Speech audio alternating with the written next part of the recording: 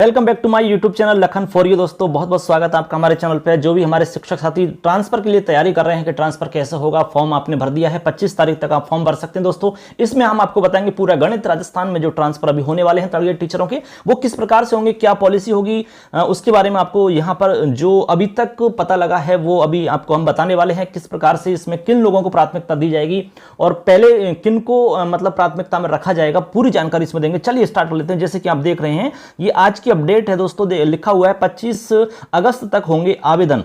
Dark zone में शिक्षकों के ट्रांसफर की मिल सकती है राहत। स्कूलों में खाली पद और नामांकन के आधार पर होंगे तबादले, महिलाओं को प्राथमिकता दी जाएगी। अब देखो इसमें कौन कौन सी बातें जो शामिल होने वाली हैं उनको एक बार मैं आपको बताता हूं। लिखा हुआ साफ साफ कि शिक्षा विभाग में ट्रांसफर को लेकर के सभी शिक्षकों में स्थान परिवर्तन को लेकर के जद्दोजहद बढ़ गई है। खासतौर पर थर्ड ग्रेड शिक्षकों में ये बहुत ज्यादा मतलब एक होड़ हो रही है।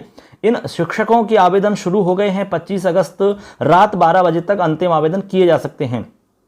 लगातार बढ़ रहे आंदोलनों के बीच सरकार और शिक्षा विभाग द्वारा इंटर डिस्ट्रिक्ट और डार्क जोन के शिक्षकों के ट्रांसफर पर पॉलिसी और गाइडलाइन बनाई जा रही है। तो इसमें आपको हम जो बताने वाले हैं वो मुख्य रूप से ये बात बताने वाले हैं कि जो गाइडलाइन बनने वाली है वो क्या है, उसमें क्या शामिल किया गया है, किन को पहले प्राथमिकता दी जाएगी, किन को उसमें पहली प्रायोरिटी में लिया जाएगा, ठीक है, और क्या पॉलिसी है, उस पॉलिसी के अंदर क्या है, वो सारी चीजें आपको हम बताएंगे। निदेशालयों के सूत्रों के अनुसार पॉलिसी अंतिम चरण में है, ऐसा बताया जा रहा है। इससे पहले भी सूचना आ चुकी है, ये तो आज पेपर में आया, लेकिन इससे पहले भी सूचना ये आ चुकी थी, ठीक है। हम सोच रहे थे कि भाई और कंफर्म हो जाए उसके बाद ही वीडियो बनाएं, तो आज ये लगभग कंफर्म है, आपका कोई दिक्कत नहीं है। निदेशालय से ये जानकारी मिली है कि जो पॉलिसी बन रही है वो बिल्कुल अंतिम चरण में है। जब भी पॉलिसी कंप्लीट हो जाएगी वो आपकी सबके सामने होगी, अच्छे से हम देख पाएंगे और उसी के आधार पर ट्रांसफर करेंगे, जिसमें मुख्य रूप से यह ध्यान रखा जा रहा है कि स्कूलों में रिक्त पद कितने हैं और नामांकन कितना है। दोस्तों इसका भी ध्यान रखना है। रिक्त पद, मैंने आपसे पहले भी कहा था कि रिक्त पद वाले विद्यालय आपको देखने हैं,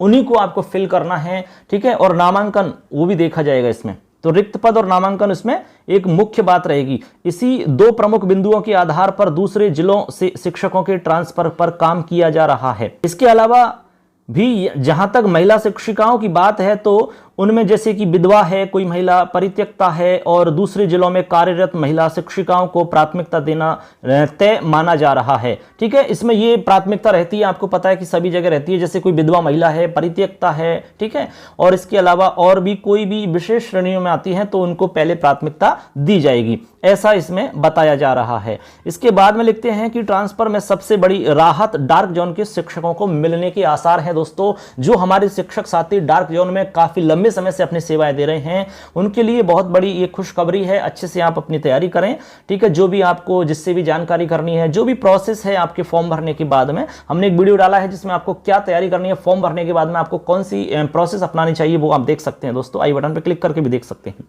ठीक है। तो डार्क जोन के जो शिक्षक हैं उनके लिए बहुत अच्छा इस बार होने वाला है। अब दोस्तों आपको हम बताते हैं कि जो तबादलों का गणित रहेगा वो किस प्रकार का रहेगा, तो आप एक बार इसको समझ लीजिए। ऐसे समझे तबादलों का गणित, देखो आपको समझ में आ जाएगा कि तबादले किस प्रकार से किए जाएंगे।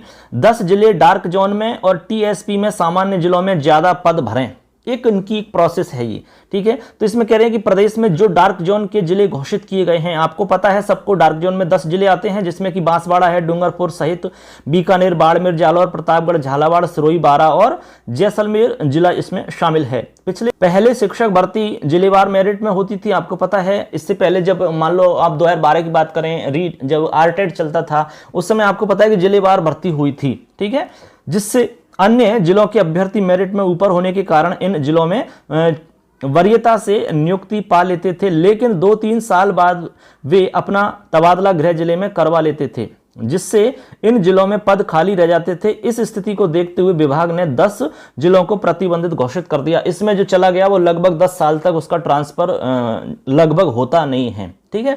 जिसके बाद इन जिलों में, सामान्य जिलों में तबादलों पर रोक लगा दी जाती है और बाकी जिलों में ट्रांसफर होते रहते हैं, लेकिन यहां पर तबादले नहीं किए जाते हैं डार्क जोन के अंदर। तो इस बार डार्क जोन के तबादले भी होंगे, ठीक है, ऐसे करके उनको भी राहत दी जाएगी।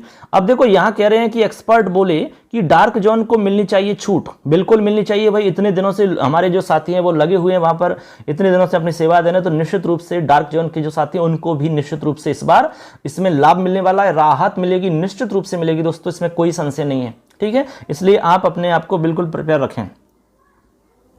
अब देखो यहां पर जो मेन पॉइंट, अब दोस्तों हम बात कर रहे हैं मेन पॉइंट की कि जो पॉलिसी बनने वाली है राजस्थान में ट्रांसफर को लेकर के जो पॉलिसी की बात हो रही है इतने दिन से, वो आखिर पॉलिसी जो बनेगी उसके कुछ पॉइंट हैं, हालांकि पहले भी आ चुकी है ये सूचना, लेकिन आज थोड़ा से कंफर्म हो रही है।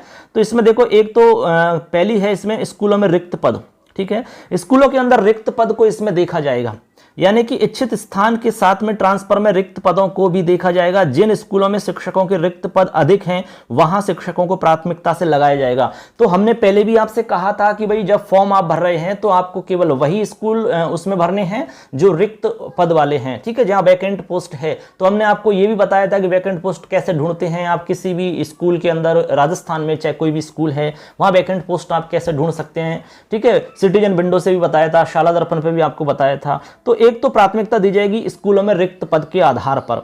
दूसरा इसमें है स्टूडेंट का नामांकन, ठीक है, एक है नामांकन को भी इसमें प्राथमिकता दी जाएगी। मतलब हुआ कि संबंधित स्कूल में नामांकन की क्या स्थिति है, शिक्षकों की स्वीकृत पोस्ट कितनी है, इसे भी कंसीडर इसमें किया जाएगा। जैसे कि दोस्तों कोई स्कूल है जहां पर 5 पोस्ट क्रिएट हैं और नामांकन भी ठीक ठाक है, लेकिन वहां पर टीचर 3 लगे हुए, तो निश्चित रूप से वहां उस जगह आपको 2 टीचर मिलने वाले हैं उस स्कूल के लिए, ठीक है। ऐसे उसमें एक एक्सरसाइज करेंगे और इसमें ये चीजें वो ढूंढ के ही इसमें ट्रांसफर की पॉलिसी तैयार होगी और ट्रांसफर तभी किया जाएगा।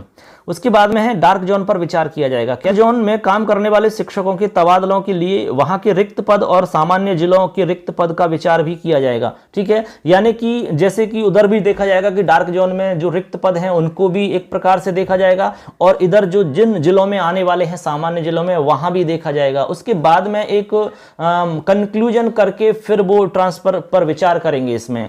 लेकिन आप निश्चित रहिए कि जो डार्क जोन में है काफी लंबे समय से लगे हुए हैं, ठीक है, तो उनको जरूर फायदा इसमें मिलने वाला है, इसमें कोई संशय नहीं है। आगे है दिव्यांग, विधवा व अन्य कैटेगरी। काउंसलिंग की तरह ही तबादलों में भी विधवा, दिव्यांग व अन्य विशेष श्रेणी के जो शिक्षक हैं या शिक्षिकाएं हैं उनको भी प्राथमिकता मिल सकती है दोस्तों। और लास्ट 5वां है इसमें प्रोबेशन ट्रेनी को मौका नहीं मिलेगा। प्रोबेशन काल में कार्यरत शिक्षकों के तबादले नहीं होंगे, इन्हें आवेदन का पात्र नहीं माना जाएगा। तो इसमें आपको पता है कि जो प्रोबेशन जिनका पूरा कंप्लीट नहीं हुआ है उनको इसमें मौका नहीं मिलेगा। तो इसमें कुछ बिंदु थे दोस्तों जो ट्रांसफर पॉलिसी के अंदर आने वाले। तो दोस्तों बहुत जल्द ट्रांसफर पॉलिसी हमारे सामने होगी और उसी ट्रांसफर पॉलिसी के आधार पर ट्रांसफर होने की पूरी संभावना है। तो दोस्तों हम सार रूप में केवल यही कह सकते हैं कि ट्रांसफर आपके बहुत जल्द होंगे और बहुत जल्द आपके सामने हमारी राजस्थान की जो ट्रांसफर पॉलिसी है वो भी आपके सामने होगी, ठीक है। उसमें क्या क्या प्रावधान है कुछ बिंदुओं पर अभी हमने बात की थी यहाँ पर, तो आप देख लें कि भाई आप किस कैटेगरी में आते हैं और किस प्रकार से हम इसमें शामिल हो सकते हैं, ठीक है। ये सारी चीजें ऑल ओवर बात करें तो इसमें आप लगभग जो बाहर वाले हैं जो कई सालों से बाहर हैं, लगभग 300-400 किलोमीटर दूरी पर हैं, ठीक है, वो उनको प्राथमिकता दी जाएगी क्योंकि इसमें दूरी का पॉइंट भी है, ठीक है। इसमें आया नहीं है हालांकि अखबार में, लेकिन वो दूरी वाला पॉइंट भी उसमें है, ठीक है। आपकी ट्रांसफर पॉलिसी में निश्चित रूप से आएगा दूरी का। तो इस प्रकार से इसमें हमने जो बात की थी उनका आप थोड़ा सा अच्छे से सुने देखें, और कोई भी अपडेट रहेगी और कोई भी नई जानकारी होगी इससे रिलेटेड तो हम आपको इस चैनल पर जरूर उपलब्ध करवा देंगे दोस्तों। चैनल को सब्सक्राइब कर लो और अपने दोस्तों को शेयर कर दो। चलिए मिलेंगे नेक्स्ट अपडेट के साथ में। धन्यवाद दोस्तों।